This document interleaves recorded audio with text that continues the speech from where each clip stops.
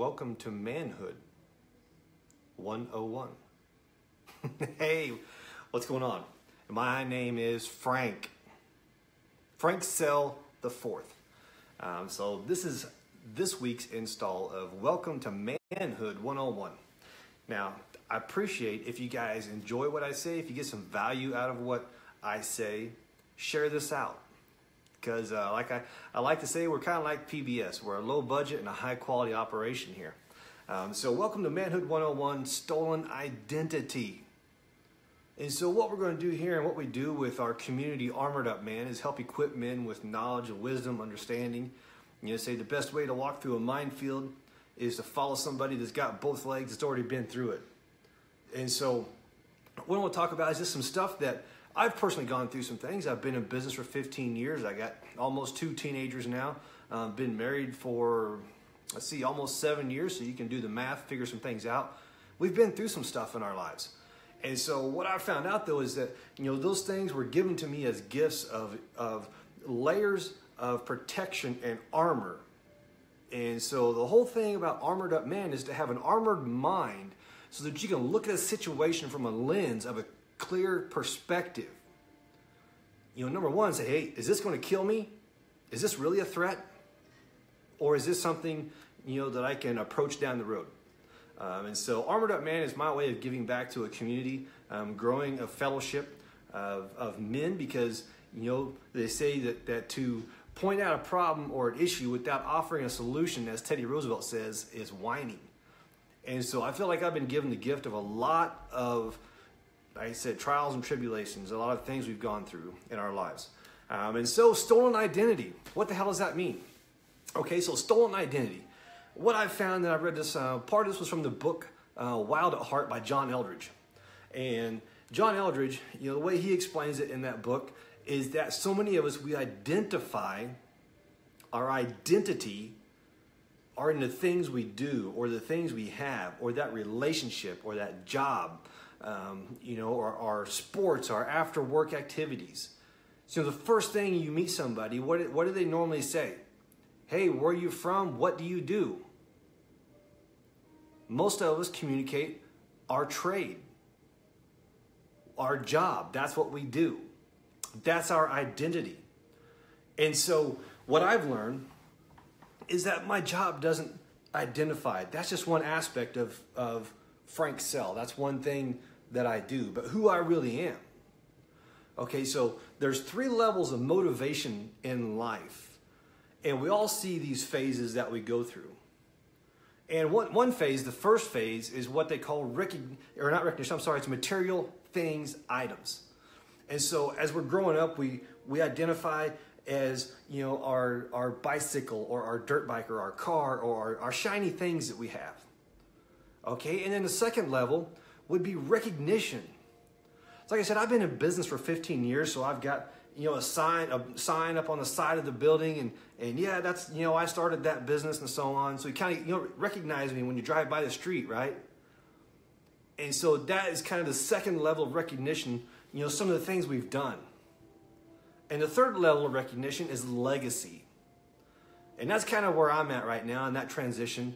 I'm actually Frank Sell the 4th, and my son is the 5th. My dad's the 3rd. He's still alive at 70, almost 77 years old. So there's been a Frank Sell on the planet for almost 150 years.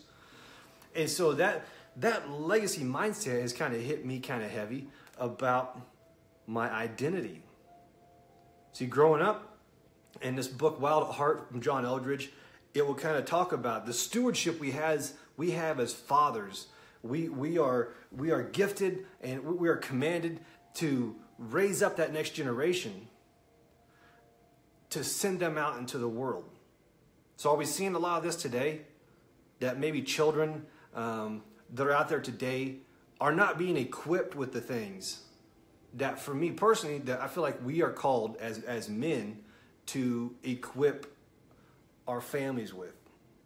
And part of that for me is I raise my kids right by loving my wife, by transferring power to my wife, loving her first, and showing the kids how you love a woman, how you treat a woman, how you show respect and compassion to that woman, your partner, your everything. And then my kids see that. And so that's part of my commission, because I chose to have children. And so it's my duty, my obligation to be, number one, the best Frank Sell that's ever been. And there's a lot of competition for that. There's at least 5 of us. So to be the best Frank Sell, number one, I can't change anybody else, but I can change me. And therefore, by the better that I become, the clearer that my lens is, that I can see life and situations through, then I become that lighthouse. I become immovable. I become a pillar, a force that everything around me doesn't affect me the same way it did years ago. So when I realize that my identity is mine and start putting the ego to the side and saying, man, I'm not as good as I thought I was, but I'm not as bad as I think I am either. Right? So I hope somebody got some value out of this today. We're going to do these every Friday. Welcome to Manhood 101. Stolen identity. Who stole your identity? Most of us give it away. Most of us willingly identify with our career or our sports team, our softball, basketball, whatever, after hours, or a team that we don't even play on. So I challenge you guys to dig into who's thinking you're thinking.